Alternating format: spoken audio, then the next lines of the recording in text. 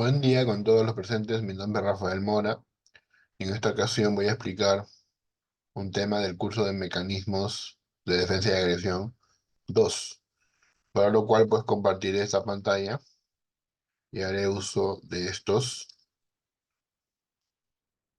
materiales. Ahí está.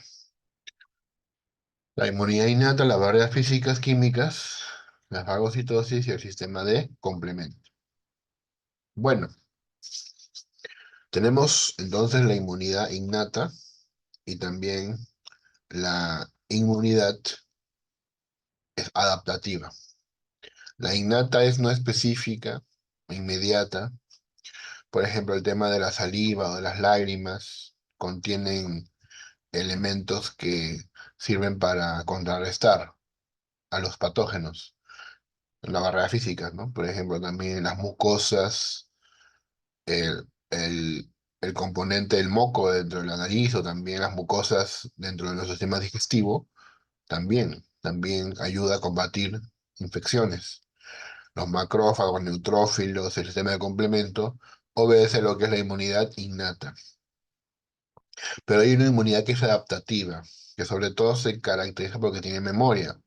Es más específica, tarda más, es más precisa, sin embargo. Aquí entran los linfocitos B y los linfocitos T. La adaptativa, a su vez, se divide en dos, celular y humoral. Celular porque tiene que ver con infecciones intracelulares de virus o de bacterias. Aquí podemos mencionar pues a las células T, y en específico a los linfocitos T, y a las células presentadoras de antígenos, como son macrófagos o células dendríticas.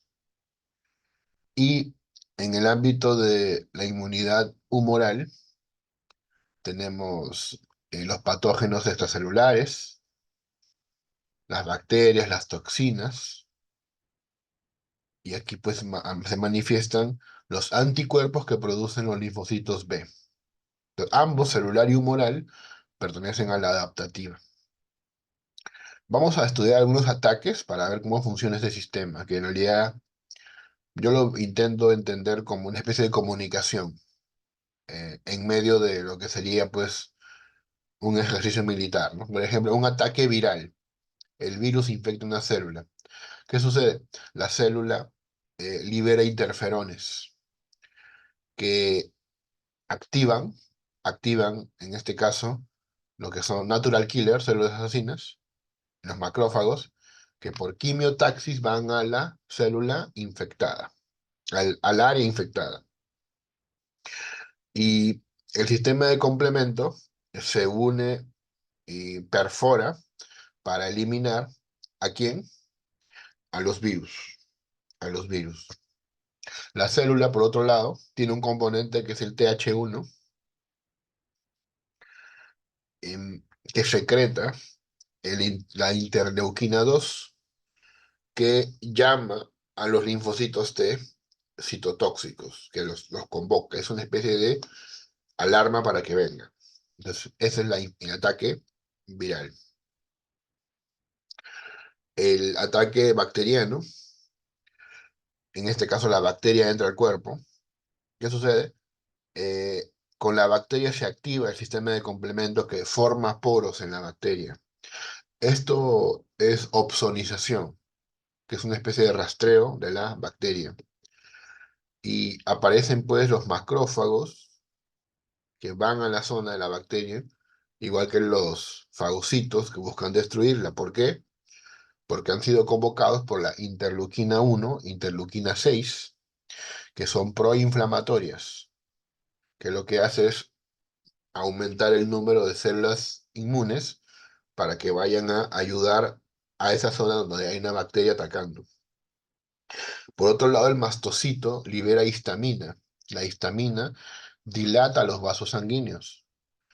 Y como los vasos sanguíneos comienzan a dilatarse, por ahí van a entrar a través de la segregación de la interleuquina 8, neutrófilos, granulocitos, que por diapedesis ingresan y combaten a la bacteria ingresan por los vasos sanguíneos, ¿no? Por diapedesis, que es pues, como un pequeño piecito le sale, ¿no? Y camina, ¿no? Y entra al vaso. El ataque parasitario, un gusano, por ejemplo. ¿Qué sucede en este caso? Se segrega la interleuquina 4, el TH2 de la célula, segrega interleuquina 4, lo cual pues convoca a los mastocitos también con ayuda de la inmunoglobulina E, que va a generar, como ya sabemos, la histamina, ¿no? Necesaria para que los vasos sanguíneos se dilaten. Y en este caso los eosinófilos van a ser los que ataquen. En un ataque fúngico de hongos, se manifiestan los macrófagos y los neutrófilos. Los neutrófilos aparecen por el llamado de la interleuquina 8 y los macrófagos por la parte celular llamada en este caso 17, ¿no? El TH17, que segrega interleuquina 8 e interleuquina 6, que aumenta el número de neutrófilos y promueve pues la inflamación. Ya sabemos que cuando hay inflamación, lo que hay es un combate de nuestro cuerpo para evitar la infección. Bien, ahora hablemos de los receptores TUL, TLR. ¿Qué son estos receptores que están en las células? Ayudan a reconocer patrones. Están ubicados en la membrana plasmática de la célula, entonces detectan patógenos en el exterior de las células. ¿Cuántos receptores son los que hacen esto? El 1, el 2, el 4, el 5 y el 6. Que hacen un reconocimiento externo. Por otro lado, en el ámbito del endosoma, se detectan patógenos tipo virus y microbios dentro de la célula. ¿Quiénes hacen esto? ¿Qué tipo de receptores? 3, 7, 8, 9. ¿Qué hacen? Detectan componentes internos. Es en el ámbito de la ubicación. Ahora, como decimos que los receptores reconocen patrones, hay dos tipos de patrones, PAMP y DAMP. El PAMP son los patrones moleculares asociados a patógenos. Eh, es decir, las huellas, digamos, ¿no? Que produce o que deja la presencia de un patógeno. Eso es por un lado. Y por otro lado, los DAMP, que es el daño que se realiza, que realizan estos agentes. Una cosa es la presencia y otra cosa es el daño que hace. Por ejemplo, hay lipopolisacáridos que son componentes de la membrana de bacterias gram negativas. Una de ellas es la que produce la gonorrea, digamos. Entonces, como tiene este lipopolisacárido, eh, esto es el PAMP, es un patrón que va a ser reconocido por el receptor TUL. Otro ejemplo son los ARN virales o las flagelinas. Entonces, por ejemplo, estas lipopolisacáridos va a ser detectado por el receptor TUL4 eh, en la membrana de un macrófago, por ejemplo. Entonces, por medio del TIR se van a activar, en este caso, las citoquinas proinflamatorias. Y el DAMP, que son patrones moleculares asociados al daño, aparece pues, como ejemplos ADN, ARN, que son el daño que realizan estas células. En el ámbito del ADN es detectado por el TLR, los receptores TUL3, 7 y 9, que van a activar esta señalización TIR, ¿sí? Esta señalización TIR que van a producir interferones. ¿Y qué es eso? Alerta de defensa. Alerta de defensa. Bien, entonces tenemos acá pues los receptores TUL. Y esta parte es también muy interesante porque acá se manifiesta, por ejemplo, cómo se aplican estos conceptos a la infección realizada por COVID-19. En principio, Cuando hay tos seca, posiblemente hay presencia de virus. El SARS-CoV-2 inactiva los cilios, es por eso que la tos es seca, y bueno, entra al organismo con una proteína que va a ser la que la recubre. El barrido mucociliar, que es la defensa preliminar, para eliminar en este caso partículas, microorganismos, sustancias inhaladas, se van a activar, pues, y esto produce moco y las células ciliadas, que van a intentar botar esto. Entonces, hay un barrido mucociliar inicial. ¿Qué sucede en el pulmón? En el pulmón, específicamente en el alveolo, mediante el espacio intersticial en comunicación con los vasos sanguíneos, ocurre la hematosis. ¿Qué cosa es eso? El intercambio gaseoso. Entra oxígeno, sale dióxido de carbono.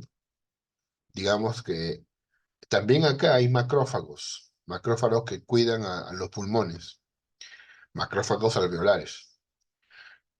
Pueden darse situaciones, justamente lo que desató el COVID fue hipoxia, menor concentración de oxígeno en las células, hipoxemia, menor concentración de oxígeno en la sangre, hipercapnia, que es mayor cantidad de dióxido de carbono en la sangre, lo cual va a llevar a un aumento de la frecuencia respiratoria. Como hay mucho CO2, pues hay que jalar más oxígeno.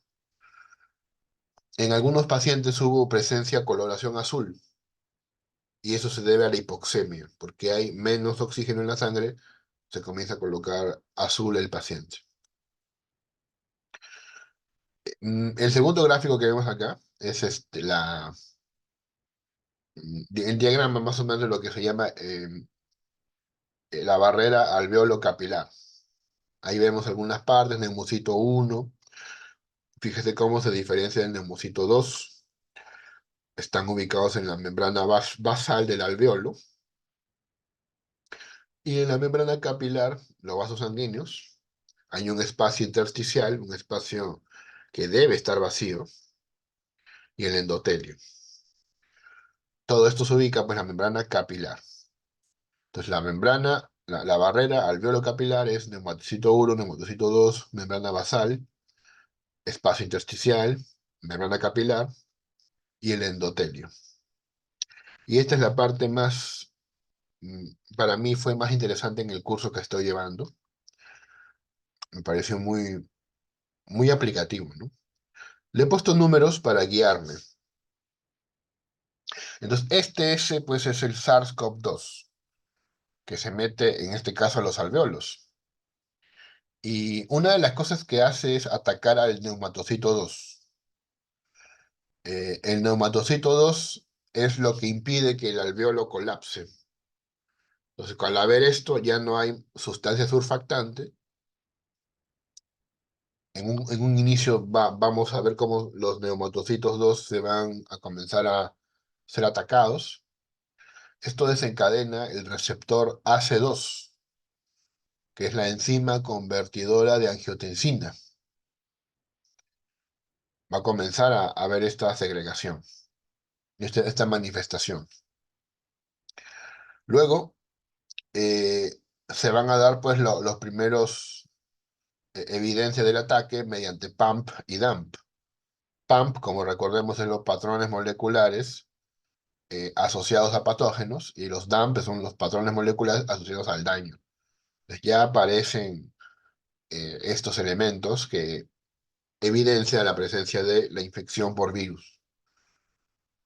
En un tercer paso, se comienza a segregar el interferón gamma y la interleuquina 1 y también la 4, que va a manifestar, por ejemplo, como inflamación, que hay fiebre, por ejemplo, fiebre. Cuando hay fiebre hay infección, por ejemplo. En un cuarto suceso, aquí hablemos de la permeabilidad que hay entre el alveolo y el espacio intersticial y los vasos sanguíneos. O sea, normalmente hay una permeabilidad que permite el paso de elementos. que va a comportarse obviamente de forma normal. Como ven, acá en el paso 5 los macrófagos comienzan a pasar al espacio intersticial desde el plasma, y ahí, como les decía, no debería haber nada, pero comienzan a pasar por los llamados que hay, por las alertas que hay, la interleuquina, comienza a manifestar esta preocupación, entonces van a ir. Entonces, eh, se necesita pues que haya este ensanchamiento, esta dilatación para que se pueda entrar. Ahora vamos a ver quién lo permite. Porque el riesgo es que se produzca un edema pulmonar. Cuando van a entrar elementos al alveolo, elementos extraños, en este caso incluso los defensores, va a impedir, en este caso, que funcione bien el sistema, lo cual implica la acumulación de líquido en los pulmones, son edema pulmonares, que genera esto que no se respire. El sistema eh, de, en este caso, de déficit respiratorio agudo, el síndrome de deficiencia respiratoria aguda, ¿no? Eso es lo que se va a manifestar. El 7 en el paso 7 ya vemos el BCAM, que son moléculas de adhesión de células vasculares, que promueve la inflamación y es la que permite la migración. Permite en este caso estas moléculas que los macrófagos pasen. Y claro, esto al pasar ya pues va a comenzar a empeorar el tema, el riesgo de edema pulmonar. También el ICAM, que son las moléculas de adhesión intercelular, se va a relacionar con la activación de los macrófagos que ya han pasado de los vasos sanguíneos y ya están dentro del alveolo combatiendo al SARS-CoV-2. En el paso 9 ya la situación del neumatocito, que de por sí ya estaba siendo atacado, al acabarse la sustancia surfactante, va a provocar el colapso alveolar. El alveolo se cierra y ya no, digamos, vuelve a su estado normal. También los neumatocitos 1 van a sufrir consecuencias. Va a generarse una hipoxia, falta de oxígeno. Y es aquí la parte interesante que se desata una tormenta de citoquinas. O sea, por todos lados comienza a haber incendio, digamos, y entonces se aumentan las alarmas, ¿no? Aumentan las interleuquinas, aumentan los interferones, aumentan las sustancias que llaman a cada vez más elementos para subsanar el ataque que hay. Y bueno, esto finalmente va a generar dos escenarios. Eh, o bien la respuesta inmune con células limpian, regeneran también los neumotocitos 2 sobre todo, y bueno, va a haber sustancias surfactantes, el paciente se recupera, poco a poco vuelve a su vida normal. O la otra resolución, que es que hay una respuesta T controlada por la tormenta de citoquinas, que sigue llamando a más agentes que combatan la presencia del COVID. Esto desencadena fibrosis, en casos graves, fallo multiorgánico y la muerte, que es lo que se ha visto, ¿no? Es más o menos lo que he entendido y he querido compartirlo con ustedes. Muchísimas gracias. Hasta la próxima.